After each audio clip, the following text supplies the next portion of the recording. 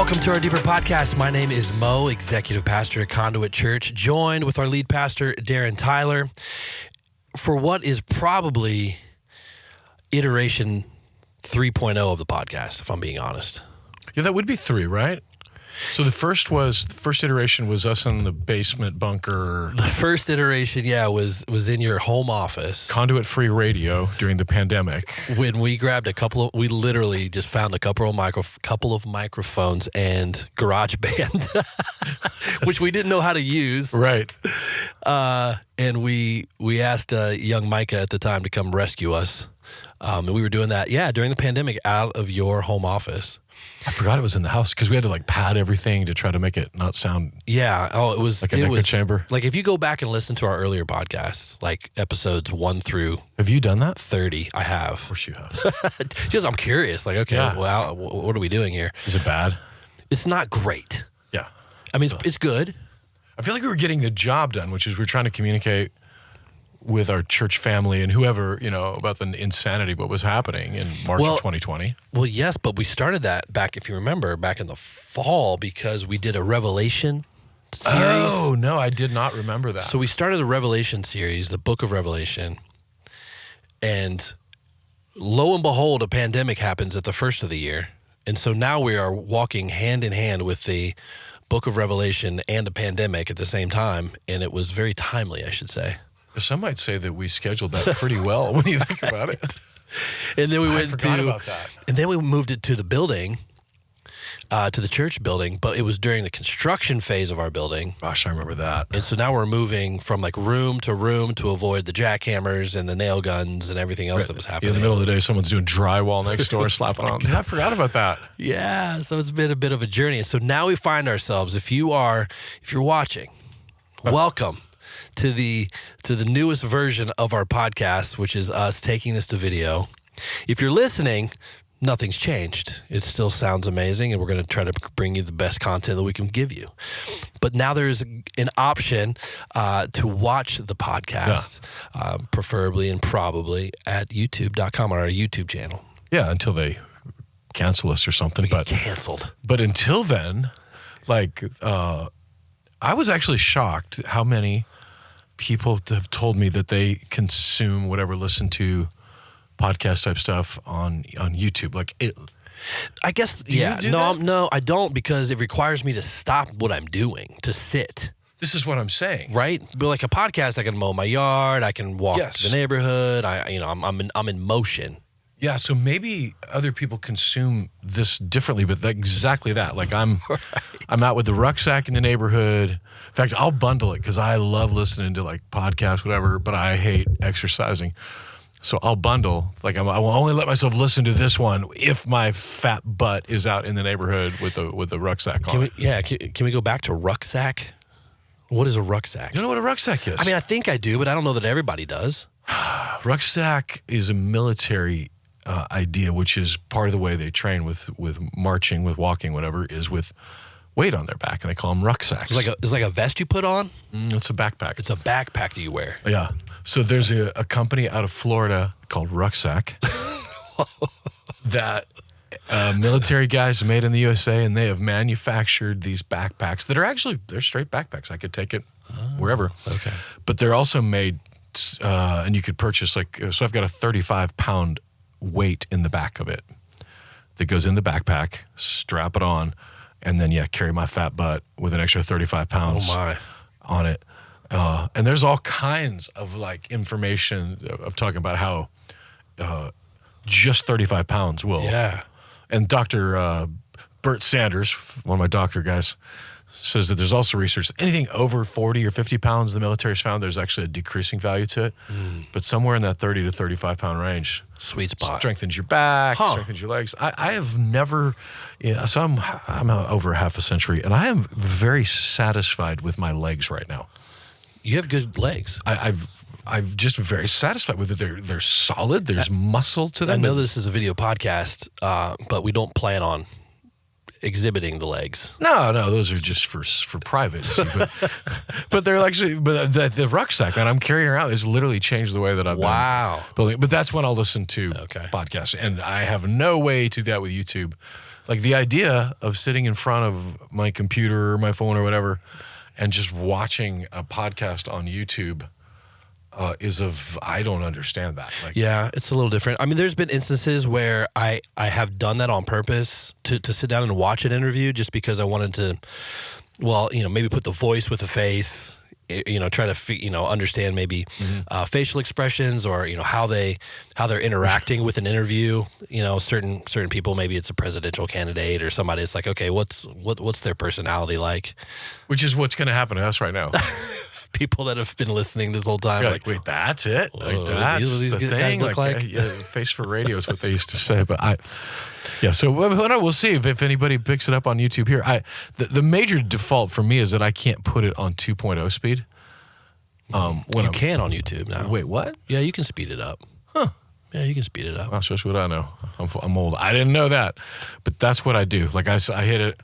So most people I can do 2. There's a couple that are 2.25. Then there's like, I don't know, Jordan Peterson. I got to do that at like 0.75. Yeah, you got like to slow it down. Yeah, like, whoa, bro. You just mentally vomited all over, and I got to pick up the chunks. And then you got to re-listen to it like 3 times to really understand the meaning behind it, what he just said. Can you imagine his wife and that conversation's like over dinner? And like, I can't even imagine. So existential. She must be so lonely. Well, so we're here. We started at the bottom. Now we're here. That's right. We're moving on up. This honestly feels like the olden days when well, that's not true. In the olden days when I was doing a radio show back in 1990, I say not because there were no YouTube cameras and I got fired for that, so it didn't last very long. So this is me redeeming myself. You're back. I'm back, baby. I love it. Broadcasting. Well, we've been continuing in our John series, the Believe series, through the book of John. We are just a few chapters away, but we still have a few chapters to go. We're in chapter 19, and we will be done. I am going to speak life into this. We are going to be done by the end of the year. Yeah, I mean, there's 3 chapters. Surely we can do it. Surely right? we could do. Well, we said that 6 months ago too. So, but no, it would be great to start the year in a new series. Yeah, we'll be done by then, honestly, because we've got some really good guests coming in this fall too. So yeah, we'll be done. So chapter 19, and we're starting to get into the crucifixion of Christ and the betrayal. And you pulled out, and I thought this was really, really well done, by the way. Thank you, Mo. Yeah, it was really good. You pulled out the lies, the specific lies that are kind of mentioned in this exchange between Pilate and Jesus and Judas and all the characters, and liken that to what the Bible calls flaming arrows, which you told your story about your flaming arrow story, which is amazing. When's the last time you actually pulled a bow and arrow? Oh, recently, right? Yeah, last year. Okay, yeah.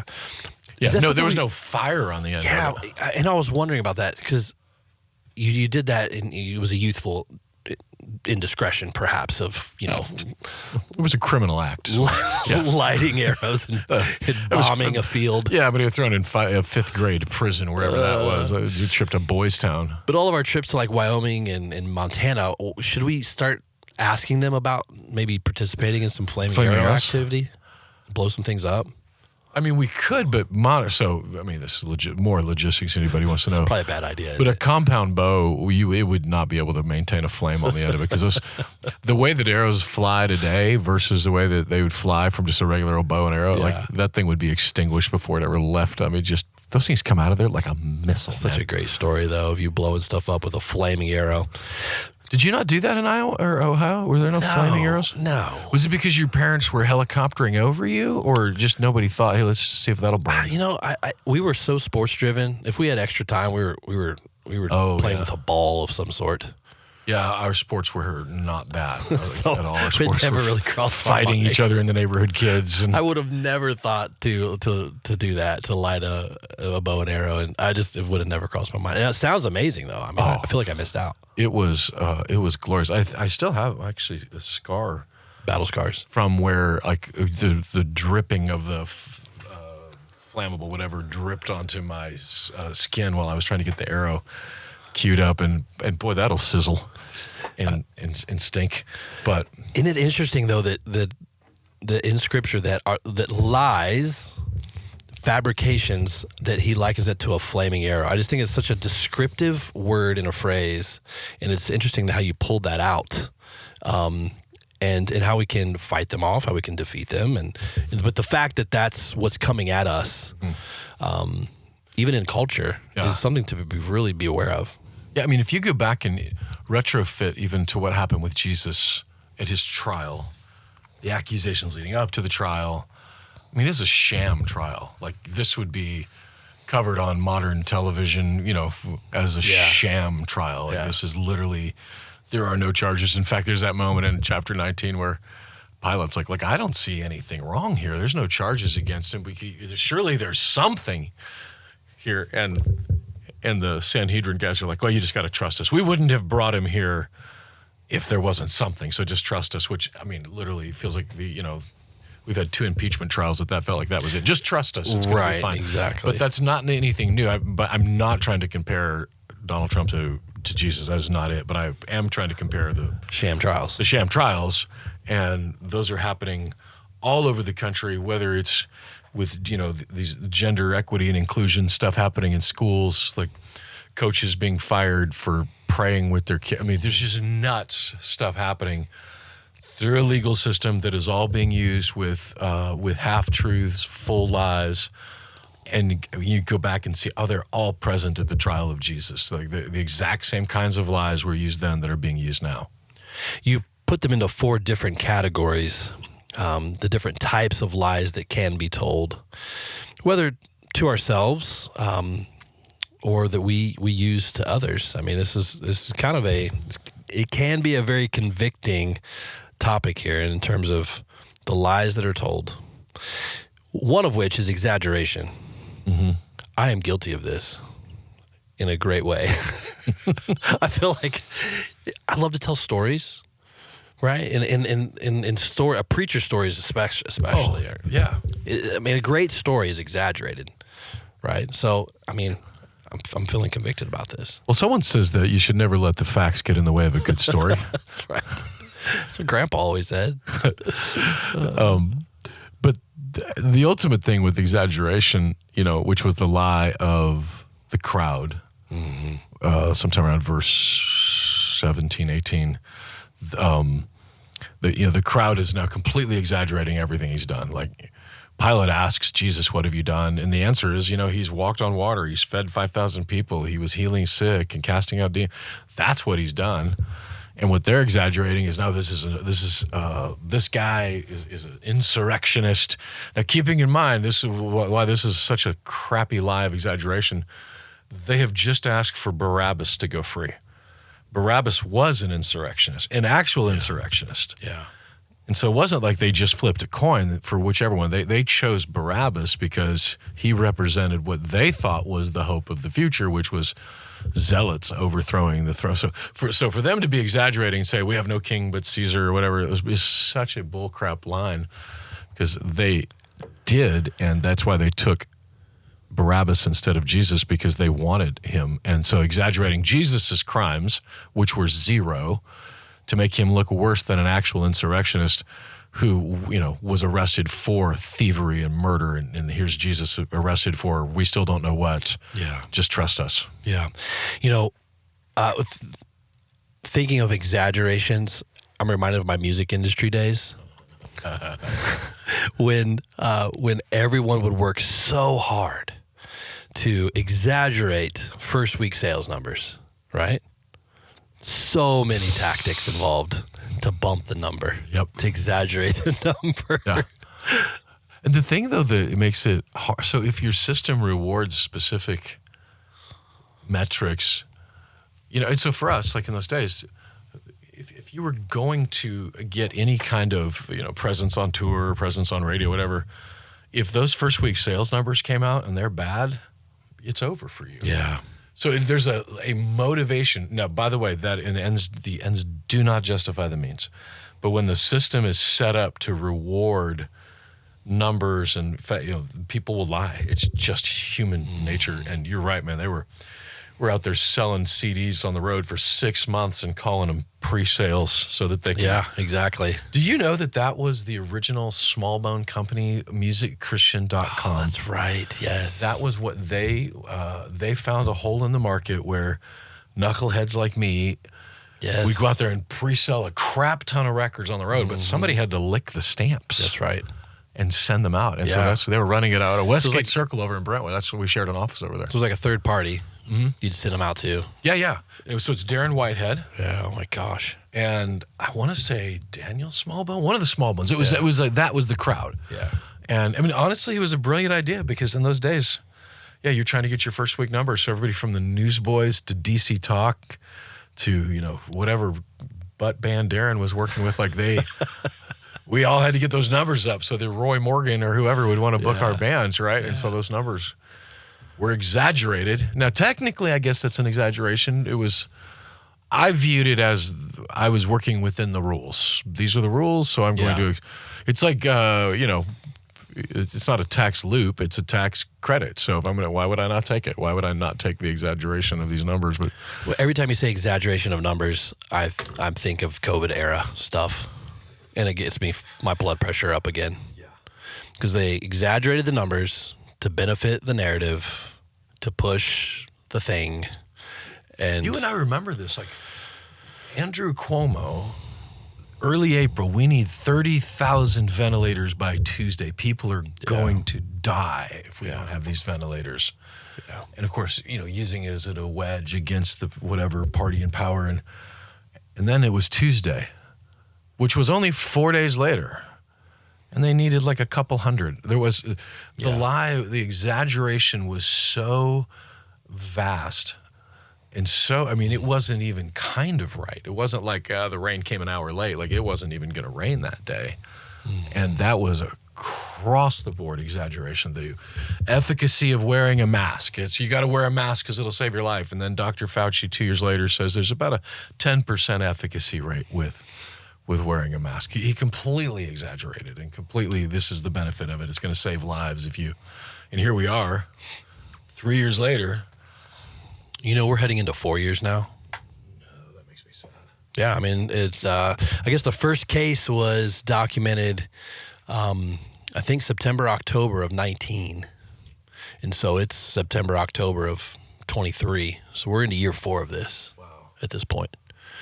But year 4 of it, 3.5 of where we knew that where the weirdness started. But that's weird to believe. Huh. Along those lines, there was an article in the Politico this week from Newsom, our buddy Newsom out in California, who is starting to kind of backtrack all of the measures that he put in place in California that drove millions of people to leave the state, that locked down schools for months and months, some up to a year. On and on and on. We know, the story has been told over and over and over about how poorly California was handled during the pandemic.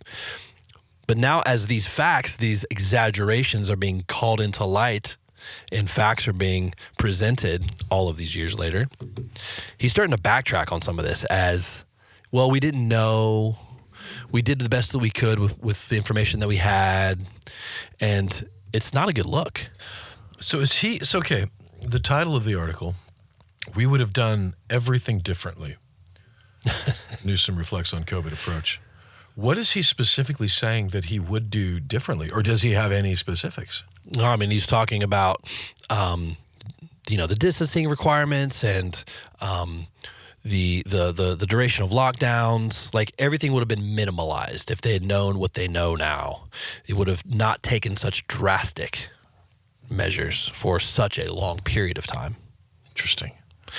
And it is very interesting that he is saying all of this now, because it makes you wonder if there's some presidential insights that he may have in the near future. As in, he might go ahead and run? There's a lot of chatter about it. Because didn't he just announce that he doesn't want it? He's talking out of both sides of his mouth, yeah. So like last week he says, I'm not really interested. And then this week he's saying, well, if I had to handle COVID on a national level, I would have done it differently. I don't know which direction this guy's going to go. I mean, doesn't it feel a little bit like a Sylvester Stallone movie where he's been hiding out in the woods because, you know, he was Rambo at one point, but now he's done. He wants to just live his life, but he's got to get called back into action to save the world. That's a good analogy. I mean, do you think he's trying to create his own little Sylvester Stallone moment here where I'm going to the woods to retire? I need you, so that they'll beg him to come? It's such a great question, because the fact of the matter is, you know, when we said this before on this podcast, a couple weeks ago, we talked about we're heading into an election year, and so everybody keep your head on a swivel, because the truths or the lies that are coming at us, we need to be fully aware, eyes wide open, so that we can make decisions for ourselves and for our families and our communities. But the presidential side of things is about to get super complex. There's seemingly very low chance that our current president will be running again. All indicators point to him not running a second time. So, but I've been surprised before. I mean, all the inside people are saying he's not going to run. I mean, on the He's one not even hand, capable. It's common sense. Like, this is Weekend at Bernie's. We've been, he's been dead for like a year. They're just rolling him out like on a refrigerator dolly, you know, and acting like he's there with a pair of sunglasses on. Oh, it's bad. But the idea of him, I mean. So there was a poll that went out this past week that that asked the Democratic base, would you reelect Biden? And 69% said they would not. And then the follow-up question to the poll was, if not Biden, then who? And then they listed all of the potential, governors and senators and people that could run. Was anybody that stand out in that? No, and all of them tested less than 2%. Like, the Democratic Party doesn't know. So they don't know who they want. They don't know who they want, but they know they don't want the current guy. Well, there's some comfort in that Newsom is not on that list. Yeah. With more than 2%, right? There's some comfort. Yeah, I was surprised. I thought he would test it, maybe double digits. Yeah, I'll bet they were surprised too. Yeah, they were. And maybe that's where his little thing came from. He saw that number and thought, this is my way to get out before. So yeah, it's just super interesting. The fact of the matter is, I mean, we're talking about lies in this particular passage. There's a lot of flaming arrows flying. Yeah, and the lies that we find in a political season a lot, obviously lies of exaggeration, but also the lies of omission. Yes. The right information, wrong implication, false witness that happens all the time. A gotcha quote from somebody that's completely out of context, and that's used to just crucify somebody in the media. So, so when we talk about, the title from the sermon was Crucifying Truth. They weren't just crucifying Jesus, they were crucifying truth. I'm the way, the truth, and the life, and piercing truth, poking holes in truth. I don't mean to be glib when I say that, speaking of the crucifixion of Jesus, but poking holes in truth is done very expertly these days by lies of omission. Like, they just withhold information, they give you half the fact, but not the whole thing. And that happens on both sides. And if there's 99.9% of the people that listen or maybe would watch this, you're believers that are listening to this. And I've said it on Sunday, but I am like begging us as believers to not fall for that, to take a thing out of context and do a big gotcha thing, a clickbait headline, because we lose credibility in it. But it's also, it's not just because we lose credibility, it's bearing false witness. It's exactly what we're not supposed to be doing as believers. And the fact of the matter is there's plenty of actual things that we need to be dealing with, plenty of actual policies and procedures that we have to go after. To get caught in the weeds based upon a meme, it's just not a good use of time, and it's certainly not Christ-like. You talked about 4 different types of lies. We've talked about 2 of them just now: exaggeration, omission, minimalization, and denial. The minimalization portion, explain that a little bit more. The minimizing is, it was the lie of Pilate, which was, his blood is not on my hands. It was from the Matthew telling of it. Like, he kind of strikes himself as, I'm just this helpless being. I can't do anything. So his blood's not on my hands. This is all up to you. And history is clear that Pilate was not a weak man, that he was not a sympathetic character, that if anything, he was known for, cruelty and punishment and executions without trial. So his minimization was literally just being silent in the face of what he knew to be true, because he said it over and over again. There's no charge against this man. There's no guilt here. I find nothing. Is there anything, And yet he would still go ahead and allow him to be crucified. Now, of course, sovereignty of God, this was all planned from the beginning, before the foundations of the earth, so I certainly want to acknowledge that. But the way that the Lord allowed the enemy to do it was through this, these lies of minimization. And the lie of minimization is the lie of a coward, which is, I'm silent in this, and we've seen a lot of that. People that just didn't want to speak up because they didn't want to cost them anything. They didn't want to, so they just minimize. It's cowardice. It's 100% cowardice. I'm afraid of what's going to happen.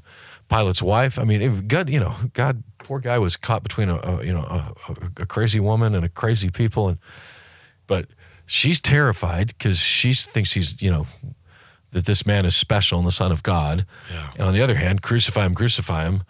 So instead of him taking a stand one way or the other, he took no stand at all and just minimized his own role in it. And that's withholding information is the same as lying. It's disingenuous at best to say, "Why you didn't ask me that question, so I didn't know that." It's a lie of minimization. And the Pharisees are culpable here too. Yeah, well, so we get in this crowd, you get the Pharisees and you get the Sanhedrin. Okay, yeah, Pharisees, religious leaders, but the Sanhedrin were almost like a legal. The only thing I know to compare it to today is the diversity, equity, and inclusion police. There's the Jewish version of that. They're looking for infractions that, and of course, infractions that were, for them just happened to be convenient. So the woman caught in adultery, we know that story. They brought her to be stoned, but they didn't bring the man that was in adultery with her. So clearly this is exactly that. We're trying to trap this guy because these violations of these minor laws or whatever, they were just looking for reasons to cancel people, looking for reasons to ostracize, minimize, and in this case, execute people. So that's the Sanhedrin were there. The Pharisees were there. So they were more the religious leaders of that. The Sanhedrin would be more legal, but it's like a theocracy. Pharisees were more like the clergy, like I suppose, in a weird way, it'd be like I don't know, the closest thing I could think would be like some of the Dark Ages or whatever, like when the Catholic Church and England were all kind of sewed up into one little place. Like that's sort of what Sanhedrin would have represented. I like how you liken the Sanhedrin to a local HOA. Do you have an HOA in your neighborhood? Okay, so this is interesting. We have a volunteer HOA, meaning you can choose to participate or not. Wait, what? I don't understand it quite. And actually, they've called a community meeting next week to figure this out, because for years it had been voluntary,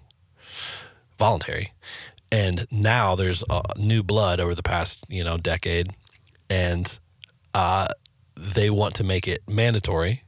But once the toothpaste is out of the tube, like you can't, it's almost impossible. Oh, like a neighborhood that, like they're not gonna sign up an entire neighborhood to voluntarily make it mandatory. No, and it's like so ridiculous. So I'm in a neighborhood again with an HOA, and this one is pretty active. A lot of people from Brentwood who have retired and sold their beautiful Brentwood homes to. They say downsize, but downsize to 4,000 square foot homes in College Grove. Right. And it's like they've literally waited their whole lives so that they could get on a golf cart and drive around and enforce the rules of the neighborhood. And I say that with a lot of respect, because our HOA leaders are actually really good people that have. We have just got the HOA turned over from new construction, so we're in the honeymoon phase of our HOA. But I've definitely gotten a letter because I was moving and I had a trailer that I was. Oh my gosh! So like, how long does it take to get a letter? Like from an infraction to being made aware of said infraction? Are we talking hours, days? That was so they mail the letters.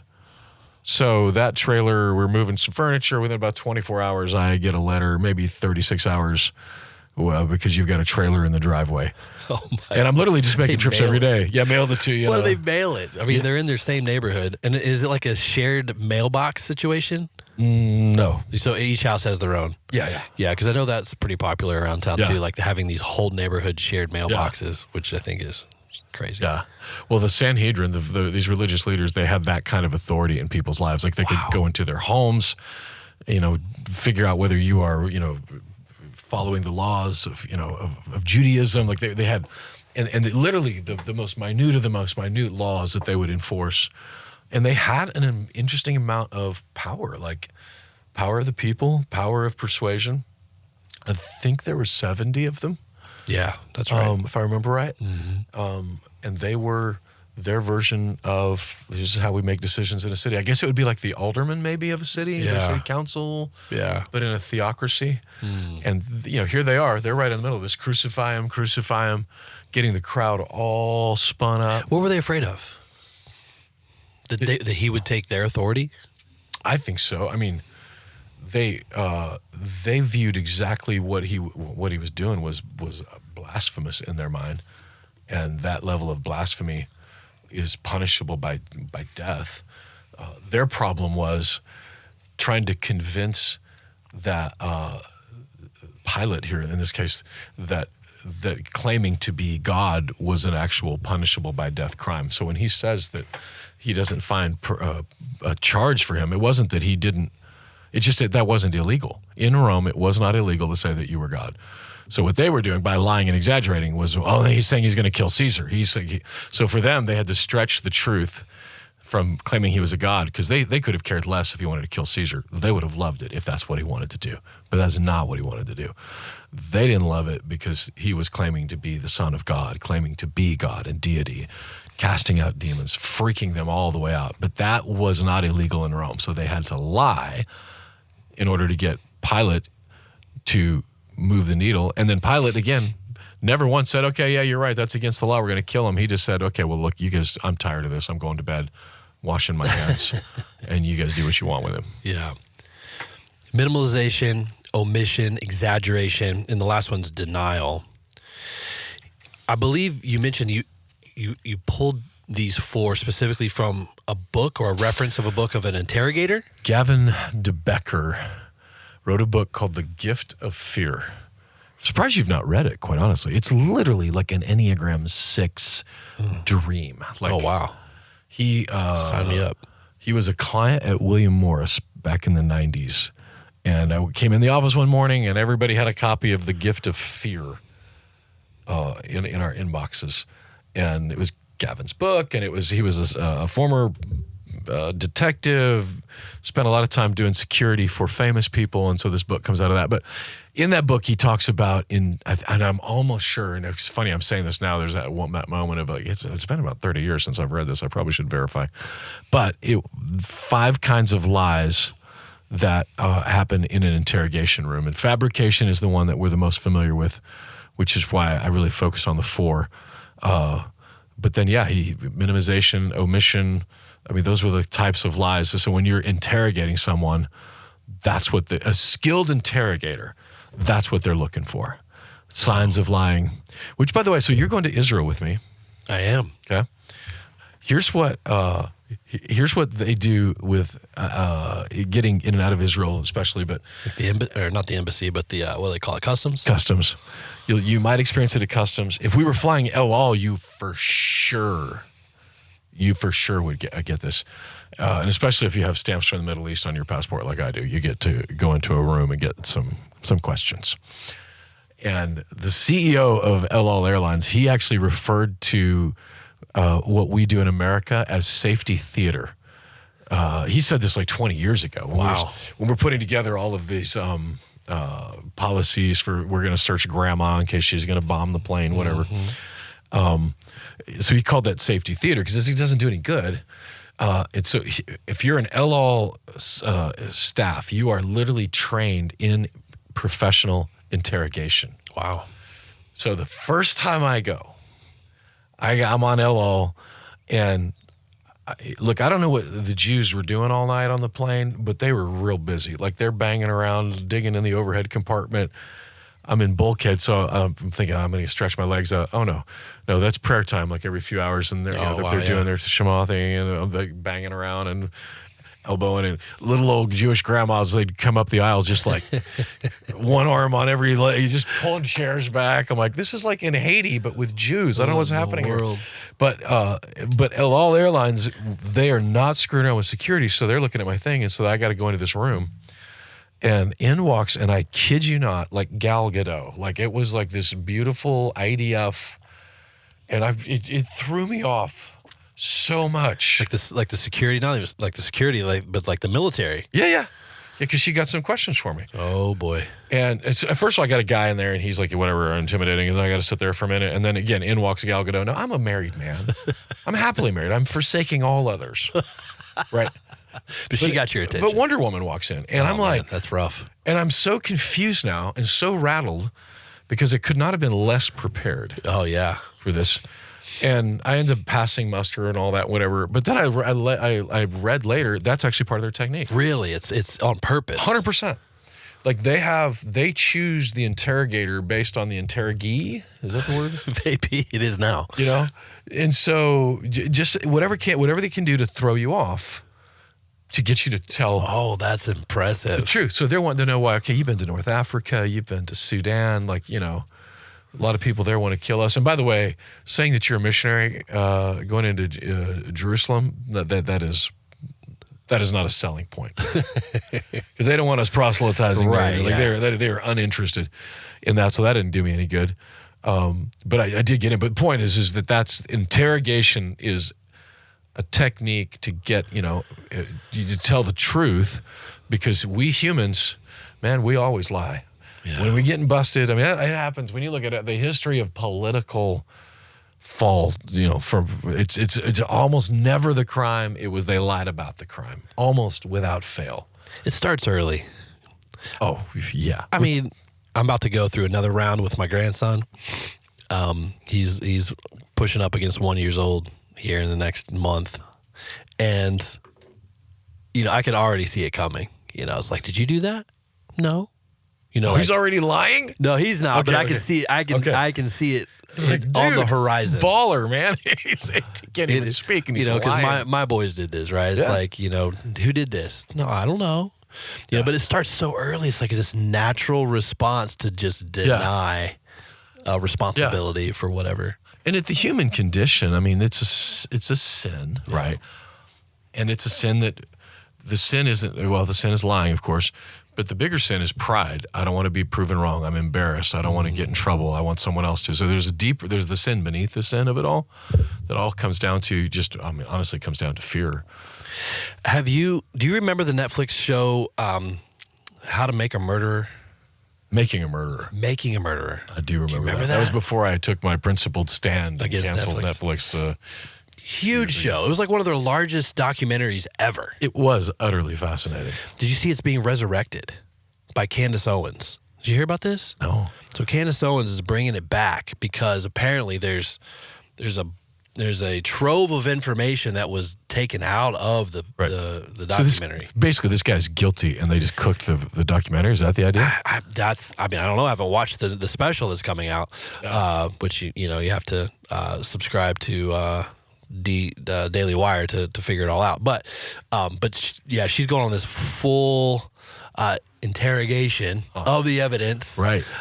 That's like resurrecting the entire story again. I don't know if you'd seen anything.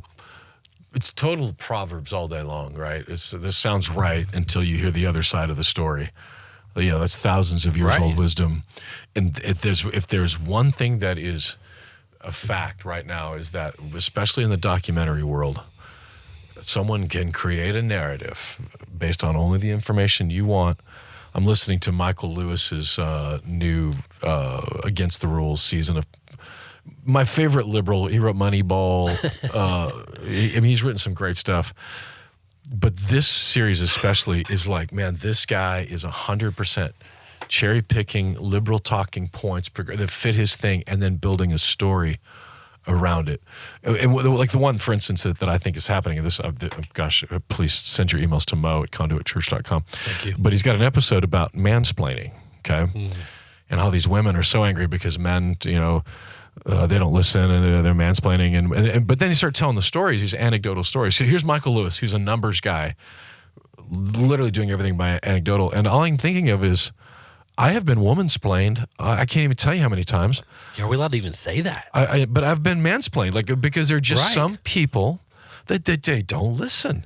That isn't a man or a woman thing. That's just a thing of humanity. Yeah. But by putting that into a narrative now, he's able to basically build a narrative of men are evil and oppressing women. And instead of just saying, yeah, you know what, there are just some people that are not kind and they don't listen. And I mean, we're surrounded by them, in the church world. Like, how many times have we have that happen? Like, I can have a conversation with someone that's basically them talking to me and explaining to me for an hour, and then I leave and we haven't said a word. But it's humanity. It's not. Right. It's anyway. Well, you ended your talk. I got to hear you talk. Your teaching on Sunday, obviously. 3 times, and then you had the opportunity to do a devotional to the Ramsey crew today, which is always exciting, to their staff, their Wednesday midweek staff, Devo. But you ended it with these 9 lies that we can either tell ourselves or that we hear from others, and these flaming lies. You called them that are aimed at our hearts, that can derail us. I had somebody ask, though, you listed 9. Somebody asked if each one of those represented an Enneagram number. Who asked that? Mr. Wolber, Craig. That's really, really funny. Yeah. I wanted something for everybody. That is so cool. Yeah, that's brilliant, and I love that he figured that out. Yeah. He was kind of looking at it and staring at it because he got to see it on Sunday and then again today. Yeah. And that's one thing he came up to me and said, "Hey, those 9 lies that were listed out, did those correlate to an Enneagram 1 through a 9?" Yeah. Because I think they did. 100%. That's cool. Yeah. Well, because it's like we all have those things, and each one, I mean, there's more than one for each personality or each human, but I thought by no means an exhaustive list, but at least something to get people thinking about it. Because the thing that is worth repeating here in case someone didn't see or hear a sermon, whatever, is that Proverbs 26 refers to lying, deceit, whatever, as a flaming arrow, right? Psalm 91:5 refers to it as just an arrow. So there's 2 different metaphors happening here. But a flaming arrow was not meant, it makes great television, makes Game of Thrones look amazing, but they did that in antiquity very, very rarely because they were cumbersome, they were inaccurate, the flames went out half the time, they were hard to aim, they didn't go as far. All this to say, when they used flaming arrows, it was very specific, and it was not intended to kill a person, it was intended to burn down their world. So if they were using them, they were going to be in close proximity to them, and they were used to, if it hit somebody, congratulations, but that was not the goal. They were aiming for the thatched roofs. They were aiming for hay. They were aiming for burn down the house. And that's such a perfect metaphor for lies about us, lies from us, and lies from the enemy to us. The lies that drove Jesus to the cross, right? Whatever. Those were not meant, because you and I have been lied about a lot, but we didn't die, right? We're fine. But there are people in town who've heard those lies, people around the country at this point, and they have a very specific opinion of us because that lie burned down a piece of our reputation, like it hit that part of our reputation. That's what those lies were intended to do. So it's when you zero it back on ourselves, those lies, that's what burns down our marriages. It's what burns us out in our career paths. It's because it's literally those lies landing in our hearts. If we believe them, if we live as if they're true, that's why they're flaming arrows, because they're going to burn us out. And we have a way to protect against that. Ephesians 6 talks about this. Paul writes about this to the church, about the armor of God that we can wear to protect the arrows. And it's a beautiful word picture because this is what they would do if flaming arrows or any arrows were being directed at them. They would have armor that they would wear, specifically a shield. Yeah. And it's Shield interesting. of faith. Well, what's interesting about that to me is the arrows, the flaming lies, the arrows that are coming are protected not necessarily by truth in this instant, because in the armor it's the belt of truth, but it's the shield of faith. It's the faith that deflects the lies. I found that's interesting. Yeah, it is interesting, right? It's a perfect metaphor because those flaming arrows burning down our life, like, truth, it's like, I've said it before, but you can't really logic somebody out of a problem they didn't logic themselves into, right? You can't truth somebody out of a situation they didn't truth themselves into. There's something else that has to happen for that to happen in your heart. And so the biggest thing for us, especially with those lies that are landing and aimed at our own lives, is faith in Christ, the finished work of the cross. It's literally what quenches. I mean, that's what Psalm 28, he says, the Lord is my shield. That's an interesting ideology. Just a word picture there. He's our shield. And what does that mean? It means he is actually taking the arrows for us if we'll let him, if we'll hide behind him. And specifically the gospel itself, Psalm 22, that whole area, I was talking about Jesus' crucifixion. If we will hide behind the cross, knowing that the worst lies of the universe were absorbed on him, and even those things that are true about me, those were all landed in him, and that's what extinguishes the fire and keeps it from burning my life down. And then the way we advance against it is the sword of the Spirit, which is the word of God. Like every lie that the enemy wants to land inside of us, the word of God has something to say that's true about us. Just because I had an idea, just because I thought it, does not make it true, right? We have to go to what's true, and that's how we battle back against the lies. We protect ourselves from the lies with faith, not in faith, but faith in Christ and the work of the cross. And we defend ourselves. We go on the offense with truth, which is the word of God, the sword of the Spirit. I love it.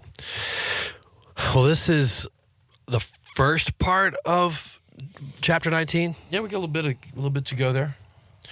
What do you see on the horizon for this back part? I mean, obviously, it's about to get super spicy with the crucifixion here. I mean, it's about to go to the next level. Yep. What do you see on the horizon for this next week? I mean, the next week he is at the, it's verse 28. Later, knowing that everything had now been finished so that the scripture would be fulfilled, he said, I'm thirsty. Like, we're going to start right there. That's good. Like, there was a moment on the cross before everything was finished, and then there's a moment after everything was finished. So we're going to camp out on why that's the moment where it was finished, and why thirst is a part of that. Once again, thirst, a theme of Scripture from the Old Testament, especially in John. So yeah, and we're going to talk about that. I'm going to go through some of the prophetic stuff that's happened in this, the fact that his legs weren't broken, the rich man's tomb, stuff that was prophesied hundreds of times. We haven't talked about that a lot, so we're gonna talk about that, and the idea that you can't bury truth; it'll dig its way out. Yeah, it's good.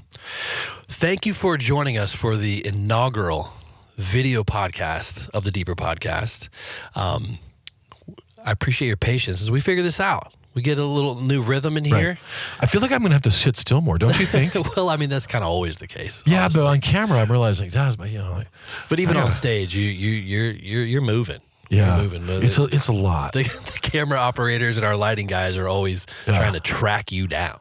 Yeah, that's like Thanksgiving 1987. You know what your problem is, son? You're too darn jumpy. I'm like, thanks, Dad. Oh, that's great, I'm man. Jumpy. We'll figure it out. But thanks for joining us this week. If you didn't get to listen to the message from Sunday, the teaching, go back in our podcast.